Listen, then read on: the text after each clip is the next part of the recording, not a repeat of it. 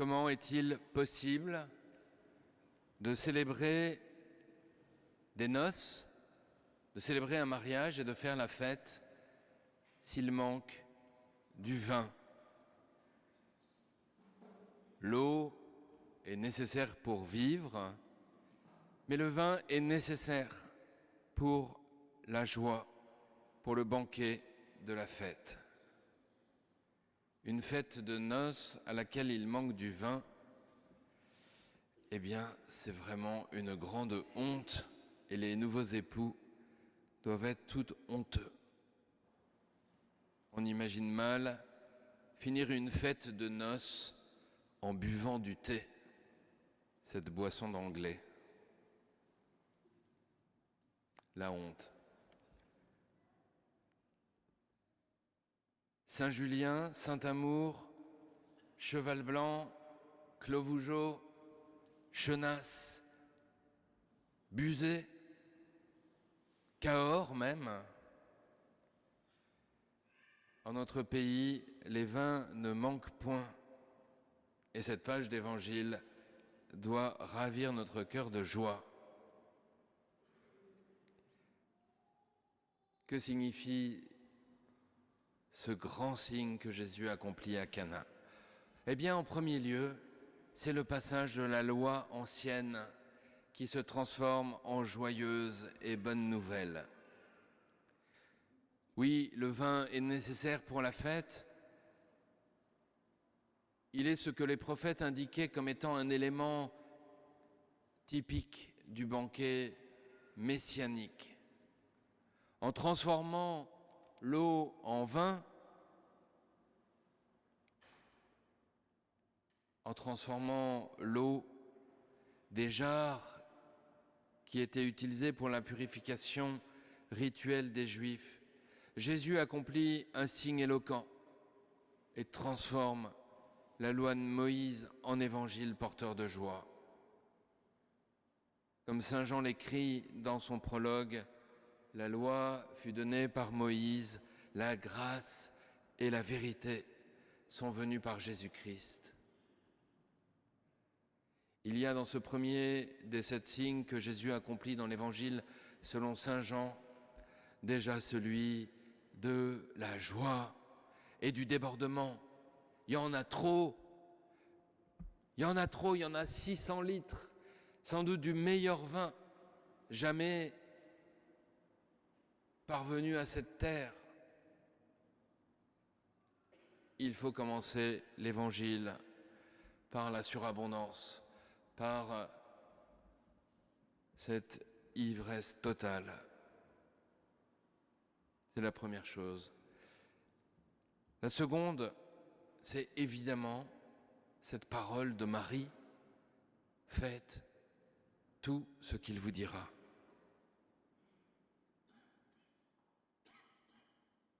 Ce sont ses derniers mots dans l'Évangile. Elle n'en aura pas d'autres. Comme si elle nous laissait comme un héritage. Cela, faites tout ce qu'il vous dira. Aujourd'hui encore, aujourd'hui aussi, la Vierge nous dit à tous tout ce qu'il vous dira, tout ce que Jésus vous dira, faites-le. C'est beau de recevoir aussi cela comme une bonne nouvelle. Il s'agit d'une expression, et saint Jean le sait bien, qui rappelle la formule de foi utilisée par le peuple d'Israël au Sinaï en réponse aux promesses de l'Alliance.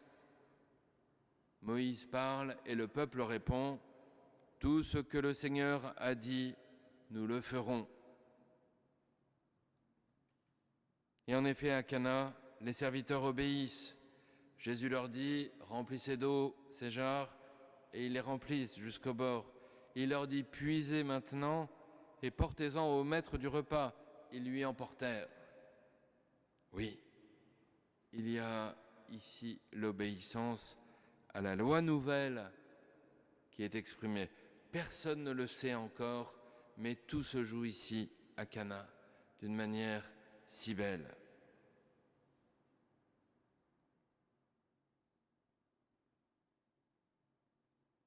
Troisième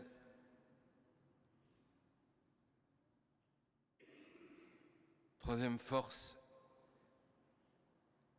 troisième insistance ici, l'Eucharistie est le lieu de la manifestation du Dieu vivant. Vous le savez, originellement, le mystère de Cana est associé à la fête de l'Épiphanie, célébrée il y a 2 semaines. L'Épiphanie, les mages qui arrivent auprès de l'enfant Dieu. La semaine dernière, le baptême où Jésus est manifesté comme fils de Dieu. Et ici, Cana. Ce n'est évidemment pas un hasard si Jésus manifeste sa gloire en premier lors d'un mariage. Parce que pendant ces noces, une nouvelle alliance est vraiment célébrée. Et à tous les serviteurs de l'Église, c'est-à-dire à toute l'Église à venir, est confiée la nouvelle mission, tout ce qu'il vous dira, faites-le. Servir le Seigneur, cela signifie l'écouter et mettre en pratique sa parole. Pour chacun de nous, puiser dans la jarre équivaut à s'en remettre à la parole de Dieu pour faire l'expérience de son efficacité dans notre vie. Cela signifie aussi venir puiser à l'Eucharistie, venir puiser notre propre vie, venir puiser la vie de Dieu qui nous est comme infusée quand nous communions. C'est pour ça qu'il est important de communier, de venir à la messe. Et si nous ne pouvons pas communier à cause de nos péchés, n'est-ce pas l'occasion d'essayer de convertir notre vie, de renoncer aux péchés qui nous empêchent d'approcher de la Sainte Eucharistie, parce qu'il y a là notre vie éternelle. Et si c'est à cause de notre condition matrimoniale, jamais plus qu'ici le lien entre l'Eucharistie et le mariage ne se fonde mieux qu'à Cana de Galilée. Il y a peut-être aussi ici des choses à décider. Décidons de changer de vie à Cana. Je termine par cette recommandation simple et essentielle de la Mère de Jésus, qui est un programme de vie du chrétien et que je vous répète une 3e fois, faites tout ce qu'il vous dira. Alors, avec le chef du banquet qui a goûté l'eau devenue vin, nous aussi nous pouvons nous exclamer « Toi, tu as gardé le bon vin jusqu'à maintenant ».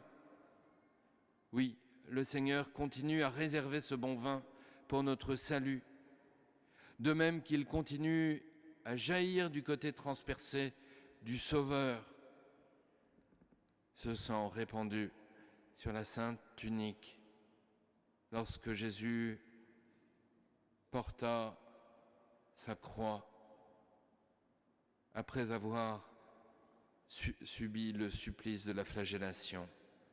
Ce sang aujourd'hui nous sauve dans la grâce eucharistique, et cela même si nous ne communions pas. Chaque messe est l'avènement du ciel sur la terre et l'anticipation du jour nouveau où éternellement nous nous rassasierons du vin nouveau. Il me tarde de connaître ça dans l'accomplissement céleste. Alors, chers frères et sœurs, que coule en abondance ce vin nouveau sur notre monde, que vienne la douce ivresse du Saint-Esprit. Amen.